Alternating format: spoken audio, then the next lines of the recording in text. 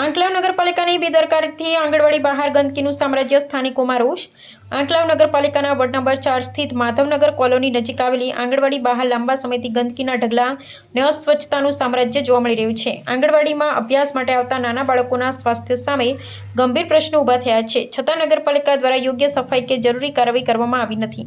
સ્થાનિકોના જણાવ્યા મુજબ આંગણવાડીમાં પૂરતી સુવિધાઓના અભાવે બાળકોને હોલમાં બેસાડી અભ્યાસ કરાવવાની ફરજ પડી રહી છે। બીજી તરફ આંગણવાડીની બહાર ફેલાયેલી ગંદકીના કારણે મચ્છર અને દુર્ગંધનો ઉપદ્રવ વધ્યો છે, જેના કારણે રોગચાળો ફેલાવાની ભીતિ વ્યક્ત કરવામાં આવી રહી છે। સ્થાનિકોનો પ્રશ્ન છે કે શું નગરપાલિકા કોઈ રોગચાળો ફેલાય અથવા કોઈ દુર્ઘટના બને તેની રાહ જોઈ રહી છે? જો ગંદકીના કારણે આંગણવાડીના કોઈ બાળકના સ્વાસ્થ્યને નુકસાન પહોંચે તો તેની જવાબદારી કોણ લેશે?